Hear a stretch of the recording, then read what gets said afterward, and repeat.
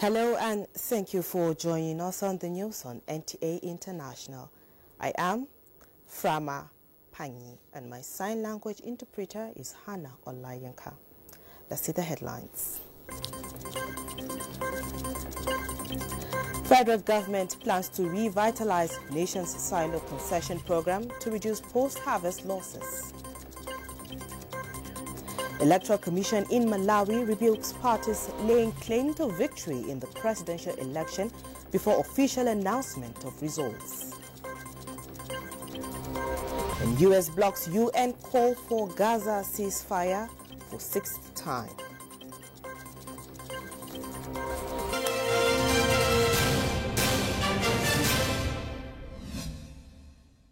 Now the news in full. The United States has for the sixth time vetoed a draft resolution at the United Nations Security Council that would have demanded an immediate and permanent ceasefire in Gaza and the release of hostages. Kolo Mohammed reports. U.S. Deputy Middle East Envoy Morgan Otago said the text draft did not go far enough in condemning Hamas or recognize Israel's right to defend itself. All 14 other members of the Security Council voted in favor of the draft resolution, which described the humanitarian situation in Gaza as catastrophic and called on Israel to lift all aid restrictions. It comes as UN's Humanitarian Office warned that the last lifelines for civilians are collapsing in Gaza City as Israel expands its military offensive. The Council instead adopted for performative action designed to draw a veto that extends Hamas terrorists and those who fund them and support them and gives them a lifeline. An ambassador of the 10 non-permanent members who drafted the resolution apologized to Gaza City. Not save your children. More than 18,000 of them have been killed by Israel. After the vote, vetoed by the U.S., UN members reacted to express their disappointment. In other news, U.S. President Donald Trump floats the idea of withdrawing media licenses of a few organizations, citing issues relating to being witch-hunted by reporters. The president made this known after an incident relating to a host of a popular night show. You have a network and you have evening shows and all they do is hit Trump. That's all they do. This idea has been floated by the president, and the outcome will be determined in the coming day. Kolo Muhammad, NTA News. Guinea's capital filled with activity as campaigning closed Thursday ahead of a referendum that could let the coup leader seek the presidency. Again, let's hear from Kolo Muhammad. Religious citations, traditional concerts and prayers were held in support of Colonel Mamadi Doumbouya, the military leader who took power through a coup in Guinea 3 years ago. Public and private buildings in Conakry were plastered with campaign billboards. Roads were blocked by trucks filled with supporters dressed in designs and colors suggestive of revered candidates. Conspicuously missing is the opposition, as all visible campaign posters and billboards urged people to vote in a single way in favor of one candidate, the military leader. The citizens of the coastal West African city will cast their yes or no ballots on Sunday on the draft constitution, the key step in the transition from military towards civilian rule. No campaign is allowed on Friday and Saturday. The presidential election is expected to hold in December. There are 6.7 million eligible voters in the country, and the referendum requires a voter turnout of 50% to pass. In another news, a British couple said to have been detained for nearly 8 months by the Taliban in Afghanistan have been released. The couple, 80-year-old Peter Reynolds and his wife, 76-year-old Barbie, who have lived in Afghanistan for nearly 2 decades, were held after being stopped on their way home on 1st February.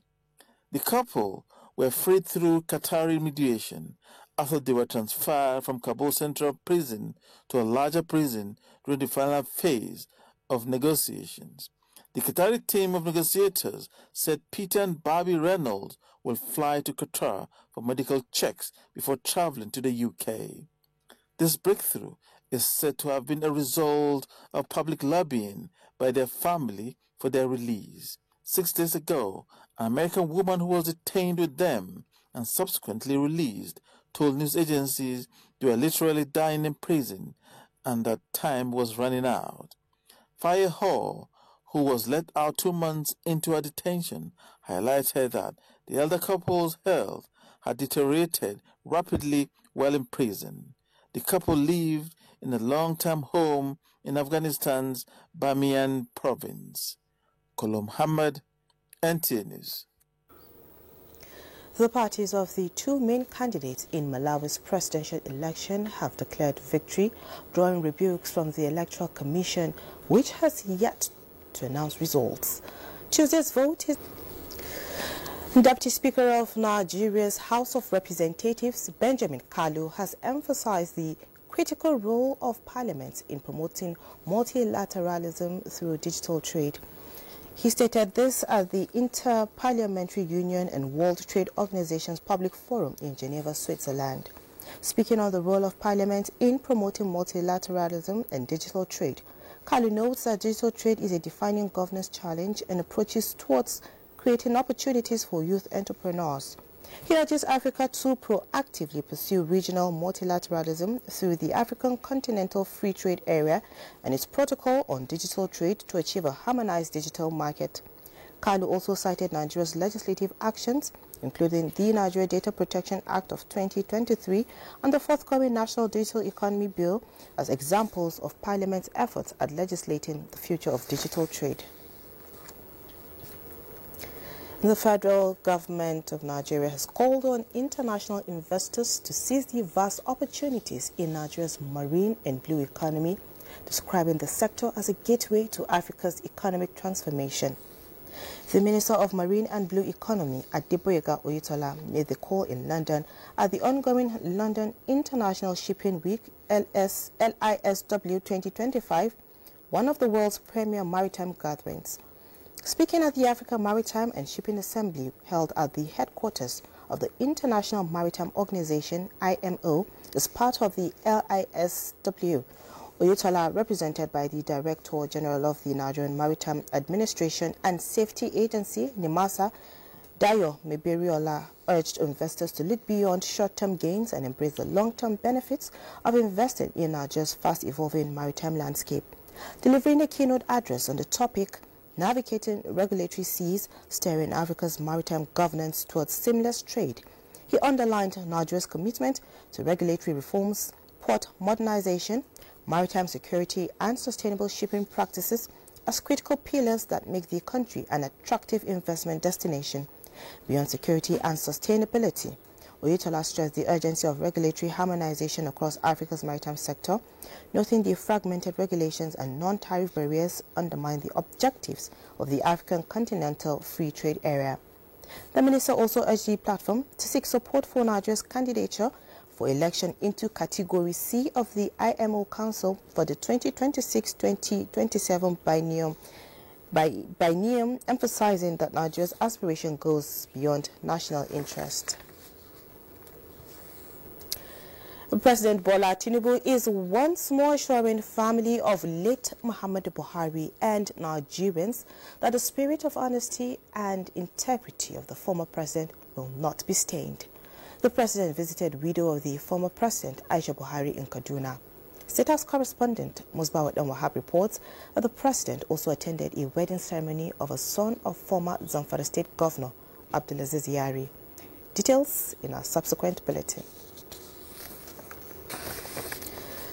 In talking health, the Nigeria Center for Disease Control and Prevention, NCDC, has confirmed that there are currently no cases of Ebola virus disease in the country.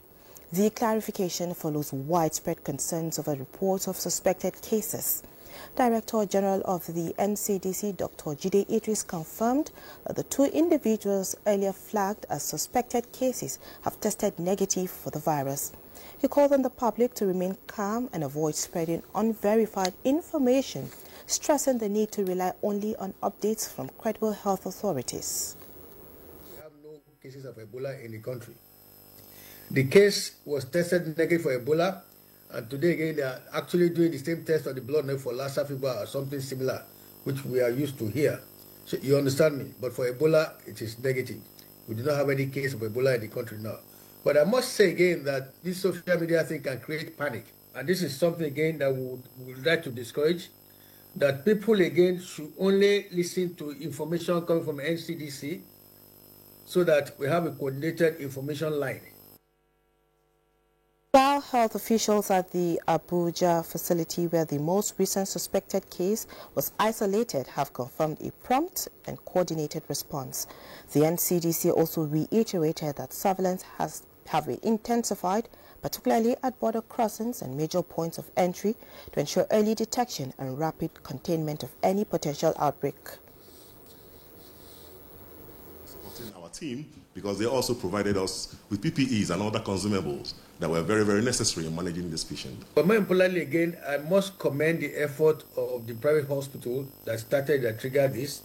But this is the kind of collaboration we expect from Nigerians, because without that, we probably wouldn't have known. So they notified us, and we went into action to do the needful. Dr. Idris also outlined the common symptoms of Ebola and issued a public health advisory. He urged healthcare workers and the general public to adhere strictly to safety protocols to minimize any risk of exposure. Now, the federal government plans to revitalize the nation's silo concession program to reduce post-harvest losses, enhance food storage systems, and achieve food sovereignty. The Minister of Agriculture and Food Security, Abubakar Kyari, stated that the initiative aims to address Nigeria's staggering $10 billion annual post-harvest losses. Musa Babaliyu reports. In September 2018, the federal government, through the then Ministry of Agriculture and Rural Development, concessioned 20 out of the 33 silos complexes to private sector operators. This followed the Federal Executive Council's approval, which is expected to generate revenue worth 6 billion naira annually for 10 years. The concession exercise was carried out under the supervision of the Infrastructure Concession Regulatory Commission. 7 years into the journey, the Federal Ministry of Agriculture and Food Security observed that out of the 17 silo complexes concessioned to 5 private companies, only 1 is operational. The Minister of Agriculture, Abubakar Kyari, revealed this during a high-level meeting with the Infrastructure Concession Regulatory Commission, led by Director General Dr. Jobson Ewalefo. Thinking about the issue, performance of some of these concessions, and with a view of seeing how we can enhance them. He noted that several concessionaires have failed to maintain facilities, with some sites, including those in Ikorodu and Ogoja, suffering from vandalism and collapsed perimeter fences. He also highlighted that many concessionaires have defaulted on payment obligation. However, we believe that there are loopholes that we can also plug in and make sure that we derive maximum benefit from the assets that we have. That if somebody gets a concession, you don't have to jubilate, because you have to go and raise money to use it. It's not government contract that somebody is paying you. If you don't invest, you cannot generate money from it. To address these challenges, Kyari said the ministry will collaborate with the ICRC to strengthen oversight, enforce compliance, and ensure only competent operators manage silo facilities. Musa Baba Aliyu, NTA News. Welcome back. Nigeria has taken a historic step towards ending energy poverty as President Bola Ahmed Tinubu officially launched the Nigeria Energy Acceleration Program and inaugurated the National Energy Master Plan Implementation Committee with a bold mandate: operationalize a $50 billion National Energy Fund over the next decade to give every Nigerian, no matter their location or income, access to reliable, affordable and clean energy. Justin Bem-Onye reports. President Bola Ahmed Tinubu launched the Nigeria Energy Acceleration Program and inaugurated the National Energy Master Plan Implementation Committee, NEMIC, with a $50 billion target to deliver affordable, reliable and clean energy to every Nigerian. Minister of Innovation, Science and Technology, Uche Naji, said the master plan is a roadmap to secure Nigeria's energy future, expand the energy mix, and fast-track clean technology adoption in line with global climate goals. The National Energy Fund will attract public and private investment into solar, wind, hydro, and emerging energy projects, creating jobs and driving industrialization. The National Energy Master Supply is not just a document. It is a comprehensive blueprint that charts Nigeria's course toward a secure, diversified, and sustainable energy future. It outlines clear pathways for strengthening our energy security, expanding the energy mix, accelerating the adoption of clean and efficient technologies, and ensuring that our development agenda aligns with global commitments to sustainable growth and climate action. The Director General of Energy Commission of Nigeria, Abdullahi Mustafa, described the plan as a solution to high business costs caused by energy shortages, while NEMI co-chair Nuruddin Yakubu called it a game changer for national growth. With government backing and stakeholder support, Nigeria is on course to achieve universal energy access and become a clean energy leader in Africa. Justin Bemunyi, NTA News.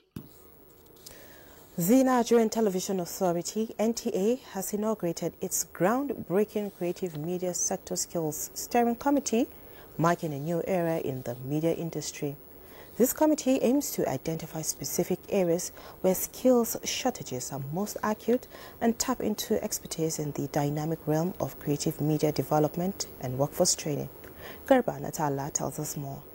On behalf of the Director General, I want to remind you of the importance of this exercise, to really put in our efforts, to be dedicated. Filled with a sense of purpose, the committee, comprising of seasoned media professionals, academic experts, drawn from the National Board for Technical Education, NBTE, members from the Creative Media Sector Skills Council, the film industry, digital content creators, and technical specialists affirmed their resolve to address critical skills gaps in Nigeria's changing creative industry. Each time I listen to our colleagues on television, I feel, very, very unhappy the way things are going. And I've been thinking of how can we begin to train our young generations, to get the rudiments of the profession. Their mandate now is to develop strategic training frameworks, establish skill certification standards, and create pathways for emerging talents to become gainfully employed in the industry.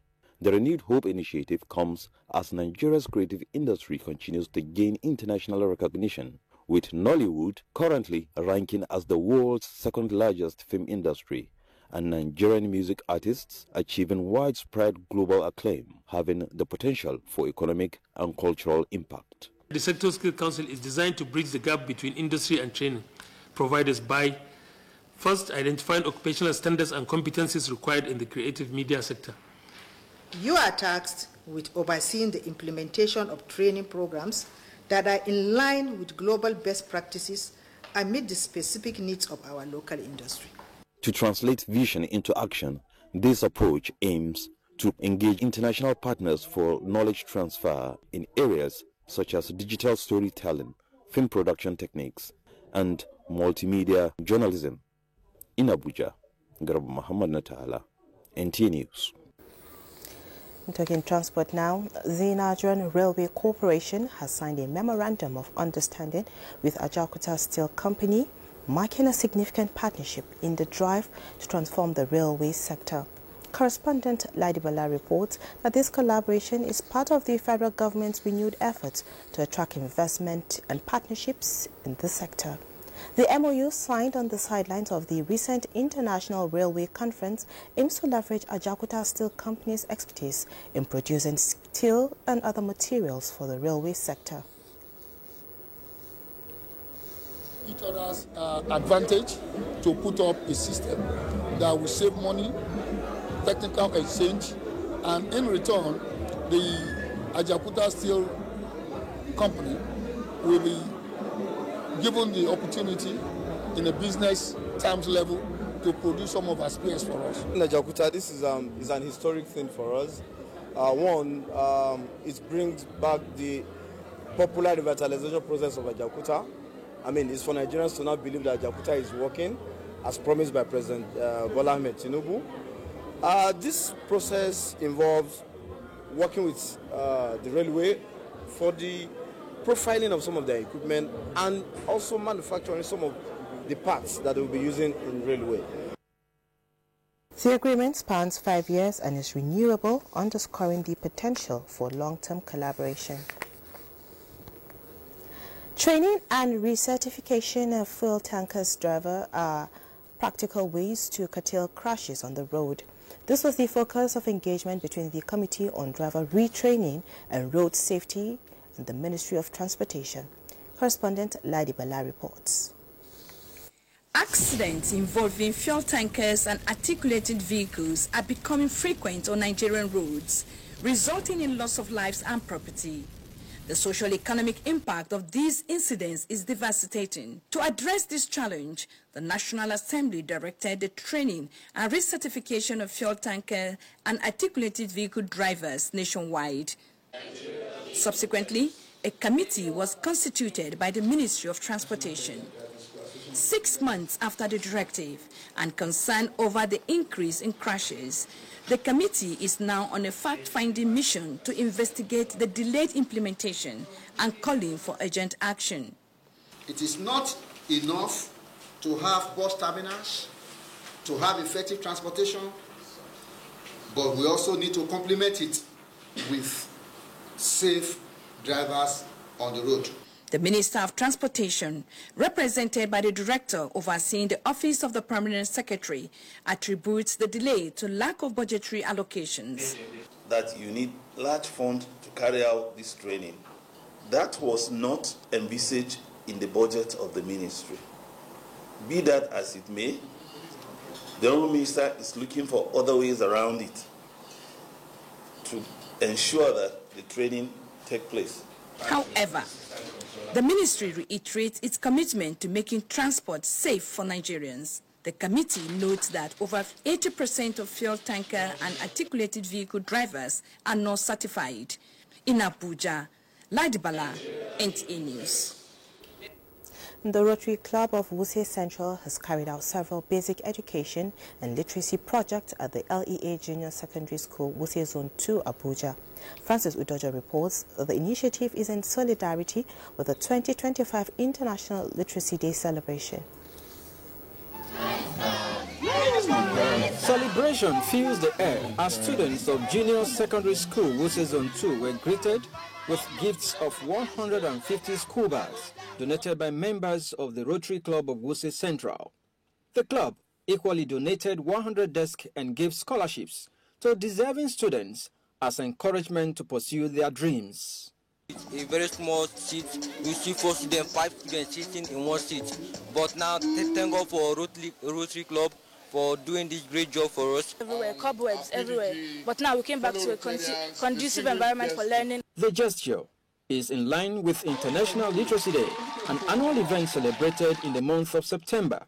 Government have done their part, taking education to the grassroots. So we urge other organizations to join hands with government to make literacy a future part of our children. Literacy Day, initiated by the United Nations Educational, Scientific and Cultural Organization, has a theme for this year as promoting literacy in the digital era. The main thrust for the observance of ILD is to mobilize public opinion in favor of struggle against literacy for individual and national development. To step down this initiative, Rotary Club of Wuse Central also decided to renovate blocks of classrooms at the LEA Junior Secondary School in Wuse Zone 2. Plans, the Rotary Club's president says, are in top gear towards providing digital learning aids for the school. They all feel very comfortable. I'm very certain that this is going to really affect them psychologically in a very long time. And I'm super proud of what Rotary Club of Wuse Central has done here today. Your efforts have given our students a better environment to learn. And this will go a long way in enhancing academic excellence. Projects of this nature is usually factored into Rotary yearly budget to provide services to humanity. Francis Udojo, NT News. And that's where we end the news. Thank you so much for being a part of it. I am Frama Panyi, and my sign language interpreter is Hannah Olainka.